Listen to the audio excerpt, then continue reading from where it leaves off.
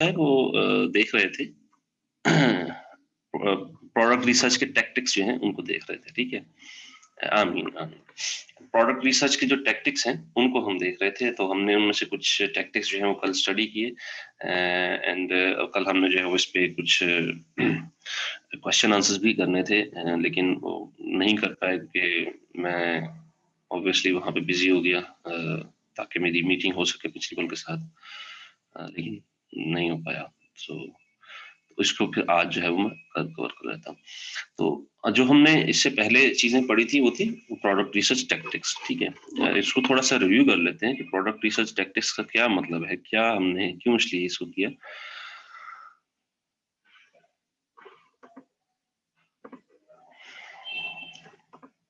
तो product research tactics sellers के लिए या वीए के लिए इसका मतलब ये था कि किस तरह आप एक विनिंग प्रोडक्ट जो है वो आप अपने बिजनेस के लिए जो आप अमेजोन पर बेच सके उसको आप ढूंढ सकते हैं, उसको आप रिसर्च कर सकते हैं, ठीक है। इसके लिए कौन सी चीजें हैं जो आपको सही तरीके से करनी होती हैं और कौन सी ऐसी चीजें हैं जिनको साथ आपको लेके जाना होता है, ठीक है। मतलब कैरी ऑन रखना होता है कि किस किस चीज को जो है वो किस किस तरह से आप जो है वो इसको रिसर्च को आप काम कर सकते हैं। मोहम्मद नवीद, आपको मैंने कल एक लिस्ट शेयर की थी आप लोगों के साथ, उसमें जिनको नाम हाईलाइट थे उन सभी के डॉक्यूमेंट्स जो हैं वो आ गए हैं। आई थिंक 21 या 22 पार्टिसिपेंट थे जिनके आ गए, बाकियों के अभी तक नहीं आए। वो काइंडली आप ना लिस्ट को चेक कर लें, अगर तो आपका नाम वहां पर हाईलाइट है तो आपके आ गए हैं, अगर नहीं है तो नहीं है, ठीक है। ये सबके लिए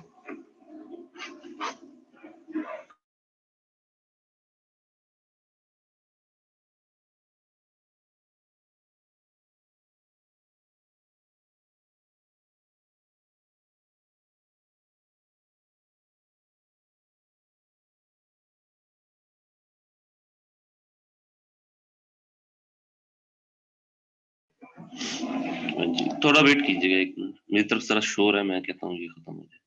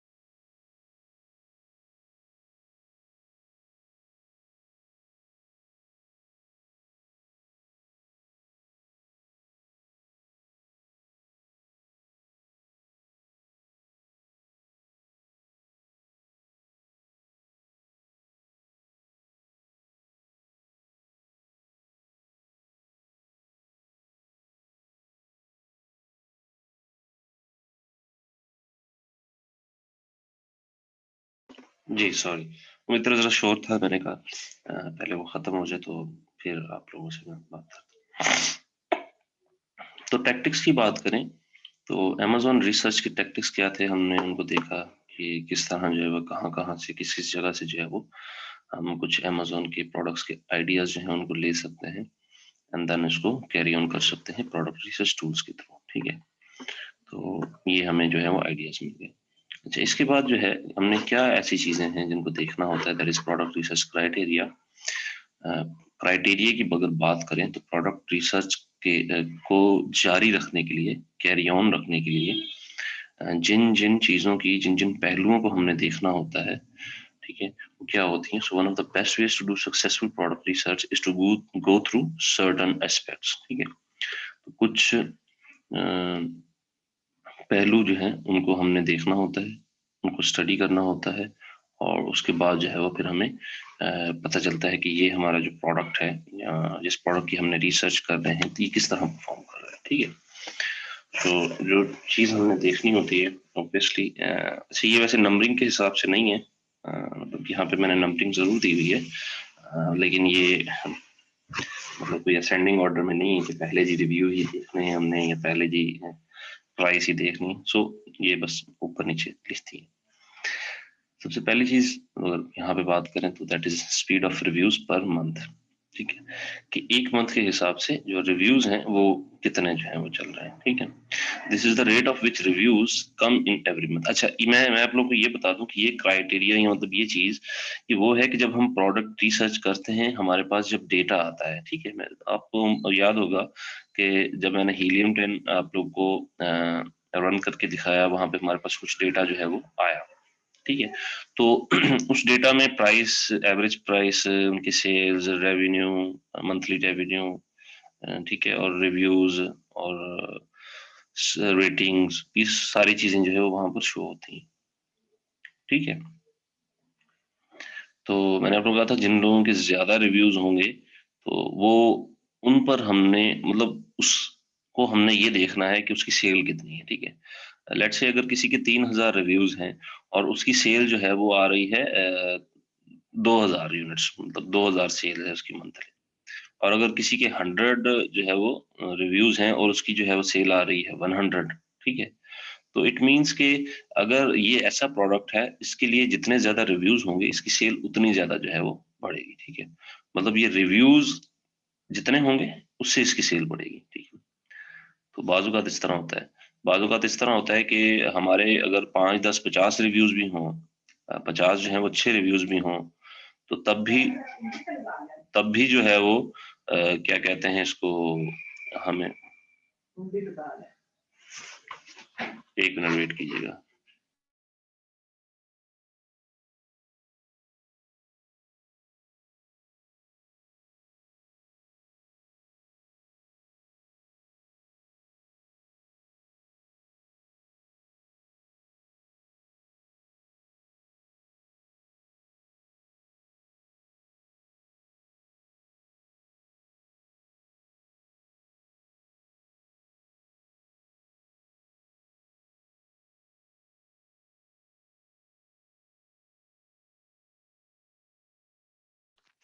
सॉरी,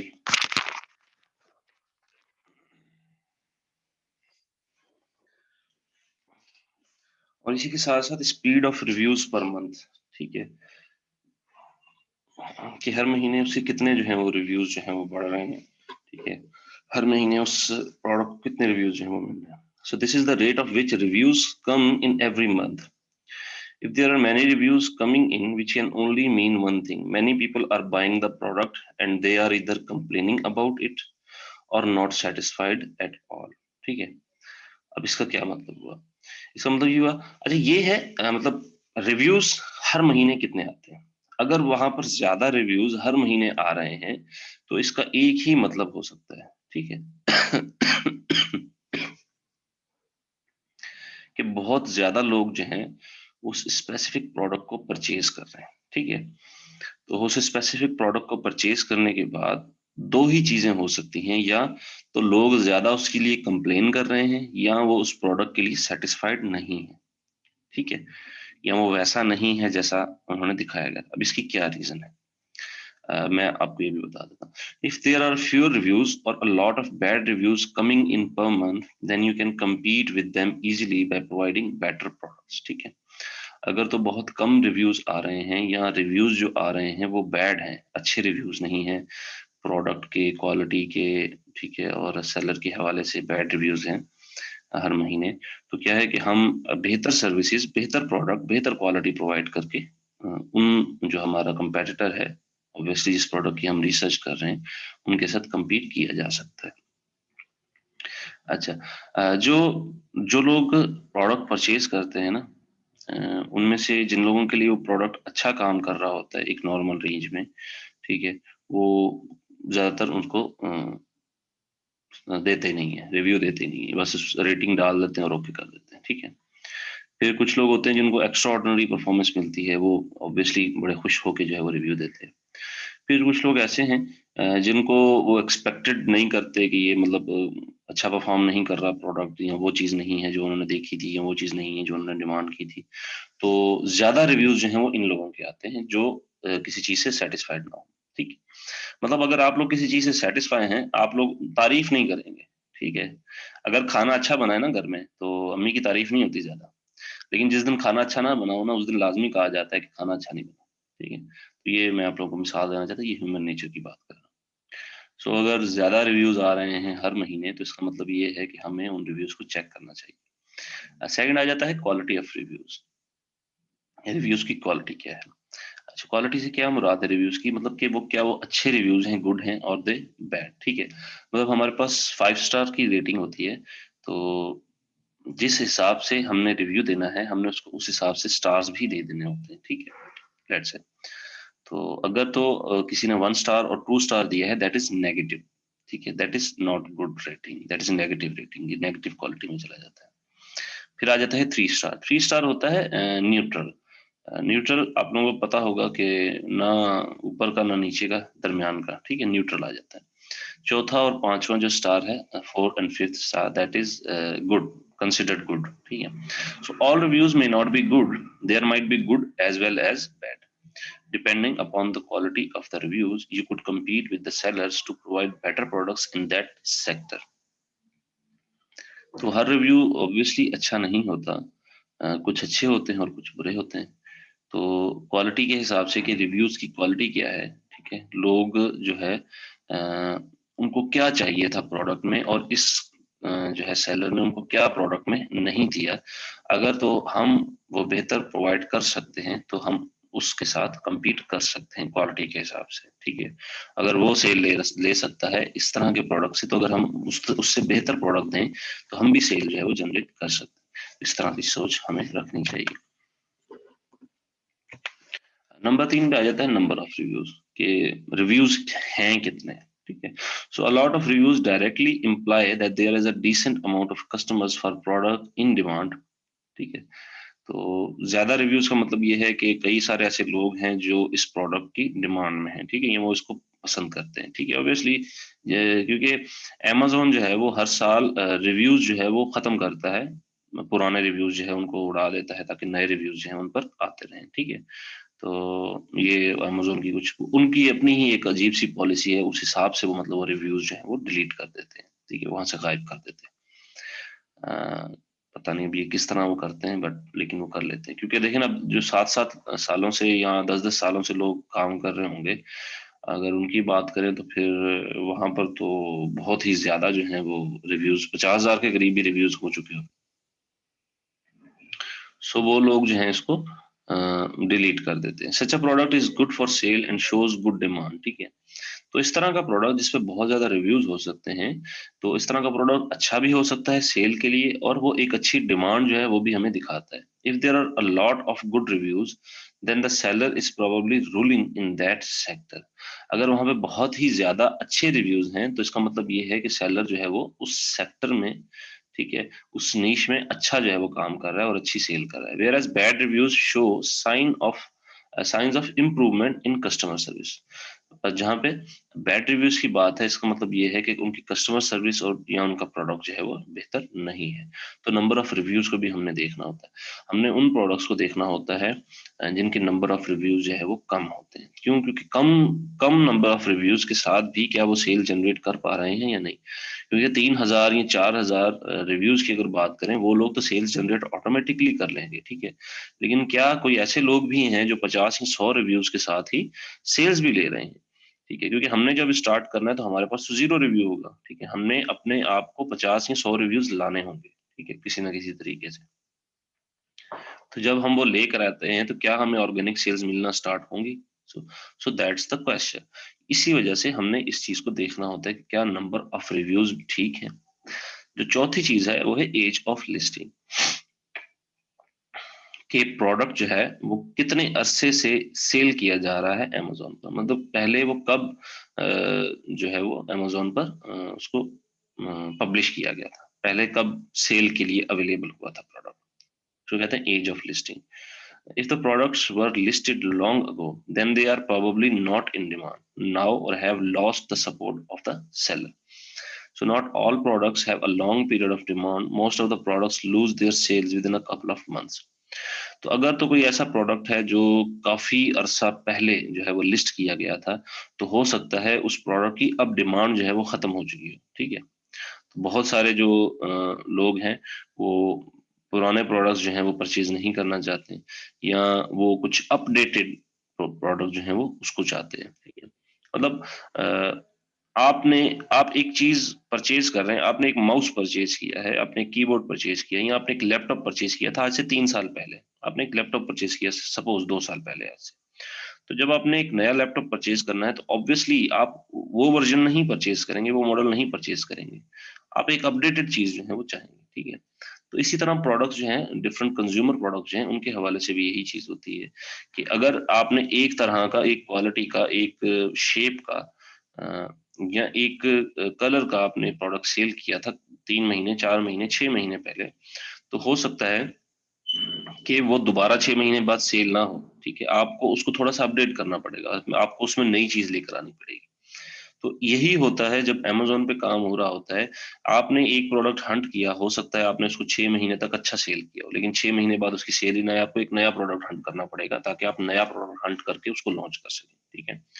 तो ऐसा नहीं होता कि आपने एक प्रोडक्ट हंट किया, आपने उसको लॉन्च कर दिया और आप बैठ गए जी ये सारी उम्र के लिए मेरी कमाई आ गई, ठीक है, ऐसा नहीं होता। 2-3 महीने जब लॉन्च का पीरियड खत्म होता है, आपने लॉन्चिंग अच्छी कर ली, आपकी ब्लीडिंग हो चुकी, सारा कुछ हो चुका, आपके ऑर्गेनिक्स ऑर्डर आने लग गए, उसके बाद आप पीपीसी पर लगाकर आप एक नया प्रोडक्ट जो है वो ढूंढना शुरू कर देते हैं। सेलर्स इस तरह करते हैं, ठीक है। तो इस तरह होता है, तो मतलब ये वो काम है जो कभी खत्म नहीं होता। तो इस चीज को भी है जो नोट करना होता है। पांचवा पे है मार्केट डेप्थ कि मार्केट किस तरह की है। If the products are of a single product brand, then you probably won't have a high margin selling them as you have high competition, ठीक है। तो अगर तो प्रोडक्ट जो है वो किसी ब्रांड का है, ठीक है, मतलब एक सिंगल प्रोडक्ट ब्रांड, तो इसका मतलब ये है कि आपको कोई हाई मार्जिन उसमें नहीं मिलेगा अगर आप उस प्रोडक्ट को सेल करते हैं। हाई मार्जिन क्यों नहीं मिलेगा? क्योंकि आप कंपटीशन में होंगे। जब ब्रांड्स की बात आ जाती है, जब ब्रांड ब्रांड वाले प्रोडक्ट्स होते हैं, मतलब कुछ ऐसे प्रोडक्ट्स भी होते हैं जो ब्रांड की डोमिनेंसी में आ जाते हैं, ठीक है। लेकिन कुछ ऐसे प्रोडक्ट्स होते हैं जो लोकली होते हैं, उनको किसी कोई भी ब्रांड दे के सेल कर दिया जाता है, लेकिन वो हमारे छोटे मोटे काम जो है वो अच्छे से कर लेते हैं। लेकिन कुछ प्रोडक्ट्स होते हैं जो ब्रांड डोमिनेंसी में आ जाते हैं। जब ब्रांड डोमिनेंसी में आ जाते हैं तो एक जंग लग जाती है, कंपटीशन आ जाता है, ठीक है। तो कंपटीशन की जब बात करें तो फिर आपको जो है वो मार्जिन बहुत कम मिलना शुरू होता है।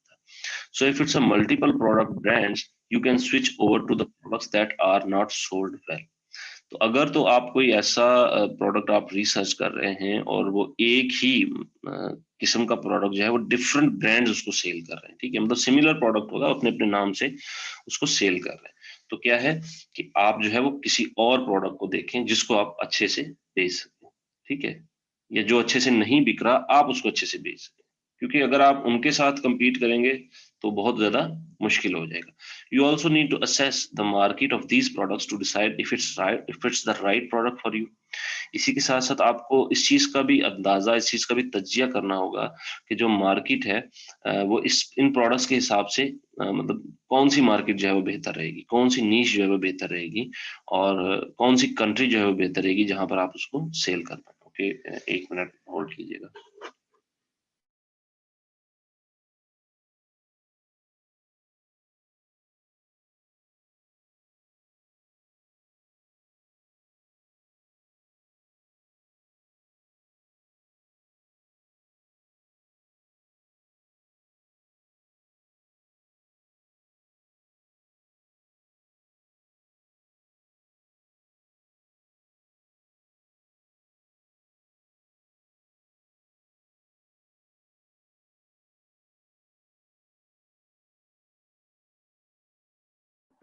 जी, इसके बाद आ जाती है छठे नंबर पे है लिस्टिंग क्वालिटी, कि जो प्रोडक्ट लिस्ट किया गया है उसकी क्वालिटी किस तरह की है। So if the seller who has listed the product is one of the top rated seller, then you do not want to compete with them. They can easily put you out of business if you try to sell products that the top rated sellers sell. अगर तो जिसने product list किया है, मतलब जो आपका competitor है, जब आप इसको रिसर्च कर रहे हैं तो वो एक टॉप रेटेड सेलर है, मतलब वो उसका बीएसआर बहुत अच्छा है, उसकी सेल्स बहुत अच्छी हैं, उसकी लिस्टिंग की क्वालिटी जो है वो अमेजिंग है, ठीक है। तो आप जो है और वो उसी तरह की जो नीश है उसमें सभी इसी तरह मौजूद है, मतलब सिर्फ वो एक ही बंदा है जो अच्छा परफॉर्म कर रहा है, और बाकी जो है वो बेचारे बहुत मुश्किल से जो है वो कुछ सेल्स ले पा रहे हैं, ठीक है। अगर 200, 300, 400 सेल्स की बात करें ना, तो 200, 300, 400 सेल्स में जो आपको मुनाफा होता है ना, वो आपका पीपीसी में ही चला जाता है। अगर मैं हकीकत बात करूं तो वो 200 सेल्स या 300 सेल्स से कोई खास मुनाफा नहीं होता, वो ज्यादातर पीपीसी में ही चला जाता है। तो अगर ऐसा आप प्रोडक्ट देख रहे हैं जहां पे एक बंदा जो है या दो जो है वो ब्रांड हो सकते हैं या कुछ भी, वो ज्यादा अच्छा परफॉर्म कर रहे हैं, उनकी लिस्टिंग क्वालिटी अच्छी है और वही ज्यादातर सेल्स जो है वो लेकर जा रहे हैं, तो इसका मतलब ये है कि वो एक टॉप रेटेड सेलर्स हैं। ठीक है, हम उनके साथ compete नहीं कर सकते स्टार्ट में। अगर हमने उनके साथ compete करना है तो हमें उसके लिए बहुत ज्यादा पैसा बहाना पड़ेगा। So they can easily put you out of business if you try to sell products that the top rated seller sells. तो अगर हम भी वही प्रोडक्ट्स बेचें जो वो बेच रहे हैं, उसी तरह का प्रोडक्ट बेचें जो वो बेच रहे हैं, तो वो हमें आसानी से, बहुत आसानी से हमें साइड पे कर देंगे। हकीकत बता रहा हूँ, इस तरह हो चुका है कि लोगों के साथ, और इस तरह होता भी है। वो उसको साइड पे कर देते हैं बंदे को, क्यों? क्योंकि हम नए हैं, हम पर लोग, हम लोगों को नजर ही नहीं आ रहे। ठीक है, उनके रिव्यूज हैं, उनकी रेटिंग्स हैं, उनकी लिस्टिंग क्वालिटी बहुत अच्छी है, उनका प्रोडक्ट बीएसआर बहुत अच्छा है। हम जो है वो बहुत बीएसआर बहुत हमारा गिरा हुआ है। लोग हमें अभी जानते ही नहीं है। हमने प्रोडक्ट लॉन्च किया, लॉन्च करने के बाद जो है वो हम पीपीसी कर रहे हैं, या हम कुछ भी कर रहे हैं, हमने अपनी प्राइस जो है वो बहुत कम रखी है मिनिमम प्रॉफिट के साथ। वो जो बंदा है वो सिर्फ हमें आउट करने के लिए 2 दिन के लिए नुकसान में भी प्रोडक्ट बेच देगा। ये मैं हकीकत बता रहा हूँ। ठीक है, क्यों? क्योंकि उसे पता है कि अगर मैंने स्टार्ट के 2 या 3 दिन आपको नहीं रोका सेल करने से, तो आप जो है वो मेरे सर पर बैठ जाएंगे, वो ये समझेगा। ठीक है, तो वो क्या करेगा, वो 2 या 3 दिन वो आपसे भी हो सकता है कम में या लॉस में जाकर या मिनिमम प्रॉफिट में वो प्रोडक्ट सेल कर दे, हम उस पर ना कर पाए, क्योंकि हम तो अपनी लॉन्चिंग में लगे हुए होंगे। ठीक है, हो सकता है हम लॉन्चिंग में ही सारा पैसा अपना प्रोडक्ट बहा दें, कूपन्स में दे दें, ठीक है, फ्री गिव अवेज कर दें, पीपीसी में कर दें, और बाद में जो हमारे पास प्रोडक्ट हो, हम इतना पैसा भी लगा दें, वो ऑर्गेनिकली सेल ही ना हो, क्योंकि हम जो हमारा कंपेटिटर होगा, जो एक ब्रांड भी हो सकता है या जो एक टॉप रेटेड सेलर भी हो सकता है, वो हमसे भी मिनिमम अमाउंट में उसको सेल कर रहा हो। ठीक है, तो इस चीज को भी जो है वो देखना होता है। इसके बाद आ जाता है sales last 60 days. Estimated sales जो है उनकी कितनी है, हमने ये भी एनालाइज करना था। You need to analyse the sales from the last 60 days of the product to see whether there is any increase और डिक्रीज इन डिमांड।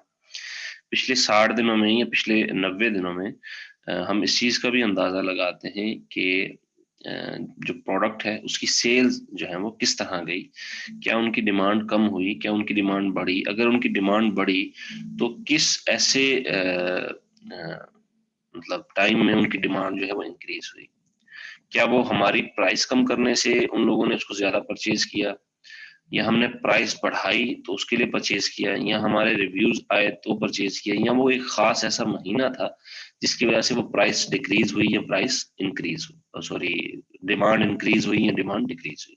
तो सेल्स जो है, एस्टिमेटेड सेल्स, ये हमारे लिए बहुत ज्यादा मायने रखते हैं। इससे हमें पता चलता है एक तो कि मंथली सेल कितनी हुई है, या हर महीने सेल कितनी हुई है, या सेल किस तरह बढ़ी, किस तरह कम हुई, ये सारी चीजें हमें दिखाई देती। ये एक सेल्स का फॉरकास्ट होता है, ये हमने देखा हुआ है वैसे। इसके बाद आ जाता है रेवेन्यू। ये भी एस्टिमेटेड ही होता है, मतलब कि आप रेवेन्यू कितना। अब रेवेन्यू क्या होता है, रेवेन्यू ये होता है कि आपका प्रोडक्ट है $20 का, और आपने जो है वो 100 उसको जो है वो सेल किया है। ठीक है,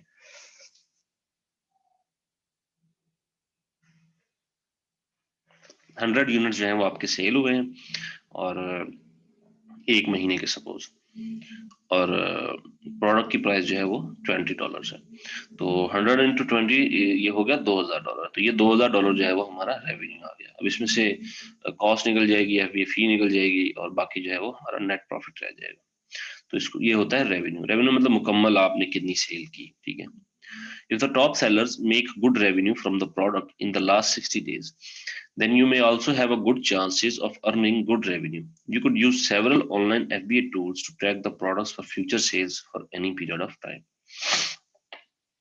अगर तो जो टॉप के सेलर्स हैं वो अच्छा रेवेन्यू जो है वो जनरेट कर रहे हैं पिछले 60 दिनों में, तो इसका मतलब ये है कि हम भी, हमारे पास भी एक अच्छा चांस है कि हम उस प्रोडक्ट में या सिमिलर प्रोडक्ट में अच्छा जो रेवेन्यू है वो जनरेट कर सकें, अर्न कर सकें, ठीक है। लेकिन हमने बाकी चीजों को भी मद्देनजर रखना होगा, उनके रिव्यूज और बाकी सब चीजें भी, कि क्या हम इनके साथ compete कर सकते हैं या नहीं कर सकते।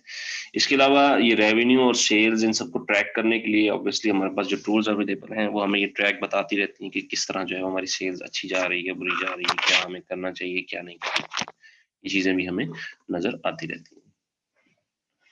इसके बाद है हु इज सेलिंग। ठीक है, हमने इस चीज पर बहुत ज्यादा गौर करना होता है कि असल में वो बेच कौन रहा है। क्या वो FBA हो रहा है, क्या वो FBM हो रहा है, क्या वो Amazon हो रहा है, Amazon AMC लिखा जाता है। इस पर हमने बहुत ज्यादा गौर करना है कि क्या जो प्रोडक्ट हम रिसर्च कर रहे हैं उसको कौन बेच रहा है। क्या हमारे टॉप 5 सेलर में Amazon भी है जो उसको बेच रहा है, या Amazon अगर नहीं है तो क्या ऐसा कोई ब्रांड है जो जो ज्यादातर सेल्स ब्रांड लेकर जा रहा है, ठीक है, ब्रांड डोमिनेंसी है या Amazon डोमिनेंसी है, ठीक है। So you can find the type of Amazon sellers, who the top sellers are, and check the revenue they make in that category. If it looks promising, you can become a seller of that category. Based on the type of seller, you could check the margins they make even after the Amazon fees. This can help you decide what type of seller that you want to be on Amazon. ठीक है। तो एक तो ये है कि हमें देखना होगा कि कौन कौन से जो है वो किस टाइप का जो है वो सेलर है मौजूद है। जो टॉप सेलर्स हैं उनका हम रेवेन्यू चेक करते हैं, हम देखते हैं वो किस तरह की कैटेगरी में फॉल करता है उनका रेवेन्यू। क्या उनका रेवेन्यू जो है वो रेवेन्यू होने के बाद, अमेजोन की फीस निकलने के बाद उनका जो है वो एस्टिमेटेड जो कॉस्ट है हम वो निकाल दें, तो क्या वो उससे प्रॉफिट भी अर्न कर रहे हैं या नहीं कर रहे हैं इस कैटेगरी में। तो अगर सेलर की टाइप के हिसाब से हम ये देख लें कि ऑब्वियसली कि ये उसकी अमेजोन फीस कितनी है, इसकी कॉस्ट कितनी थी, इसको प्रॉफिट कितना हुआ, इसका इतना रेवेन्यू है, क्या ये $2000 पर मंथ अर्न कर रहा है एज ए नेट प्रॉफिट, मतलब ये सारी चीजें हम उसमें देख सकते हैं। कि अगर एक बड़ा ब्रांड ही उस प्रोडक्ट में एक अच्छी अमाउंट ऑफ प्रॉफिट नहीं अर्न कर पा रहा तो हम कैसे कर पाएंगे, ठीक है। तो इन चीजों को भी देखना पड़ता है। बाज़ औक़ात ये होता है कि कुछ प्रोडक्ट्स की सेल जो है वो इसलिए की जा रही होती है कि उनका एक ब्रांड नाम बना होता है, ठीक है। तो वो हो सकता है कि मिनिमम जो है वो प्रॉफिट पे भी उसको सेल कर पा रहे हो, लेकिन वो प्रॉफिट उनके किसी काम का नहीं होता, ठीक है। बस वो उनका एक नाम बन चुका होता है, तो इसलिए उसको सेल कर। तो इस चीजों को भी हम अमेजोन जो प्रॉफिट कैलकुलेटर होता है, प्रॉफिटेबिलिटी कैलकुलेटर होता है, उसके थ्रू हम इसको चेक करते हैं ऑब्वियसली, और उससे जो है वो हमें पता चलता है। फिर आ जाता है PPC cost.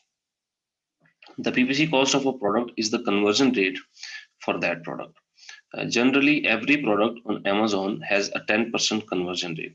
It is advisable to find a keyword for your product that provides a PPC of less than 25% of the price of the product.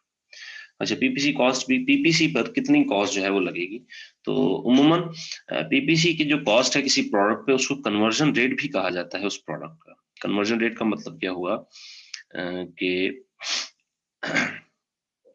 Let's say $1 जो है वो $1 जो है वो PPC कॉस्ट है आपके प्रोडक्ट की, ठीक है। और उस पर 10 लोगों ने जो है वो क्लिक किया। अब 10 लोगों ने उस पर क्लिक किया, 10 कस्टमर्स उसके ऊपर क्लिक किया, तो $10 जो है वो आपके कट गया, ठीक है। लेकिन उसमें से जो परचेजिंग हुई वो सिर्फ 2 लोगों ने उसको परचेज किया, तो दैट मीन्स कि उसका कन्वर्जन रेट इट इज 20%, ठीक है। कितना कन्वर्जन रेट हो गया? 20%। किस तरह? 10 लोगों ने तो उस पर क्लिक किया, तो 10 से में से 2 अगर हम निकालें तो दैट इज 20%। 2 लोगों ने उस पर क्लिक, 2 लोगों ने जो है वो उसको प्रोडक्ट को परचेज किया, तो दैट इज 20%। तो ये हो गया 20% हमारा कन्वर्जन रेट। कन्वर्जन रेट को इस तरह देखा जाता है कि अगर 100 लोगों ने हमारे प्रोडक्ट पे आके क्लिक किया, उनमें से 10 लोगों ने उस चीज को परचेज किया, तो that is 10% of conversion rate, ठीक है।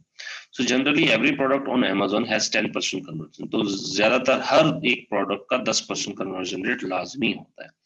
लेकिन it is advisable to find a keyword for your product that provides a PPC of less than 25%, ठीक है, less than 25% of the product, ठीक है। लेकिन ये एडवाइस किया जाता है कि हमेशा जो प्रोडक्ट का जो पीपीसी हम जब करते हैं तो इस तरह का कीवर्ड जो है वो हम निकालें कि जिस पर जो हमारा प्रोडक्ट है, ठीक है, उसके हिसाब से 25% से भी कम जो है वो उसका पीपीसी कॉस्ट हो, ठीक है।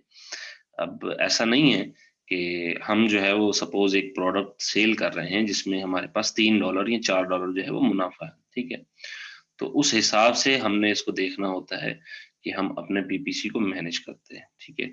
ऐसा नहीं हो, क्योंकि देखें पीपीसी जब होगा तो क्लिक पर हमें पे करना होगा, ठीक है। तो क्लिक अगर होते जाएं और उस पर ऑर्डर्स ना आ रहे हों तो वो क्लिक हमारे किस काम के, हम तो बिला वजह लुटे जा रहे हैं। तो हमने एक तो ऐसा कीवर्ड ढूंढना है जिस पर जो है वो कॉस्ट कम हो, मतलब वो $1 की बजाय वो 50 सेंट्स हो, ठीक है, $0.5 हो। एक तो ये हमें ज्यादा, और इसके अलावा ये है कि उसका कन्वर्जन रेट भी अच्छा हो, ठीक है, हमें वो कन्वर्जन भी अच्छा दे। So a more specific keyword has lesser PPC whereas the broader ones have higher PPC। तो जितना कम पीपीसी होगा उतना बेहतर होगा, ठीक है। तो एक स्पेसिफिक कीवर्ड का जो है वो पीपीसी कम होगा, जबकि एक ब्रॉडर का पीपीसी जो है वो ज्यादा होगा, ठीक है। स्पेसिफिक मतलब सिर्फ आपके प्रोडक्ट के हवाले से जो स्पेसिफिक कीवर्ड होगा वो ही आपके लिए बेहतर रहेगा। अगर किसी और कीवर्ड में आप अपने प्रोडक्ट को फॉल करते हैं तो हो सकता है जो कि जब वो वहां पर जाए उसको वो प्रोडक्ट चाहिए भी नहीं, ठीक है, फिर भी आपके प्रोडक्ट के ऊपर क्लिक कर देता है तो उनको पीपीसी कॉस्ट कर जाएगा, ठीक है। तो यही रीजन है कि हमें एक स्पेसिफिक कीवर्ड जो है वो भी देखना होता है। लेकिन अब ये मैं बात यहाँ पर जिक्र क्यों कर रहा हूँ कि हमने ये भी देखना होता है कि क्या ये ऑर्गेनिकली, ये हीलियम 10 हमें इसका डाटा प्रोवाइड करता है, हम हीलियम 10 हमें बताता है। जब हम हीलियम 10 में जाएंगे तो इंशाल्लाह देखेंगे किस तरह जो है वो पीपीसी के हवाले से हमें गाइडेंस मिलती है। तो PPC is a deciding factor for listing for your products on Amazon, ठीक है। तो पीपीसी जो है ये बहुत ही ज्यादा डिसाइडिंग फैक्टर होता है कि क्या हमने अपना प्रोडक्ट जो है वो Amazon पर लिस्ट करना चाहिए या नहीं करना चाहिए, ठीक है। ये सब चीजें हमने पहले से तय करनी है, हमने पहले से बनानी है, हमने पहले से ही अपना प्रॉफिट निकालना है, हमने पहले से ही शिपिंग डिटेल्स और सोर्सिंग और ये सब कुछ करना है, ठीक है। फिजिकली करने से पहले हम इसको वर्बली करते हैं, ठीक है। हम जो है वो शीट्स में जाके इसको करते हैं ताकि हमें पता चल सके कितना फायदा जो है वो हमें इसमें हो रहा है और कितना जो है वो हम नुकसान इसमें उठा सकते हैं। ओके, हम थोड़ा सा ब्रेक ले लेते हैं, उसके बाद बाकी जो इनके 10 हैं उनको हम फिर कैरी ऑन रखते हैं, ठीक है। आप लोग गायब ना हो जाइएगा कल की तरह, इसी तरह जो है वो हम सेशन करेंगे, सब लोग आ जाइएगा।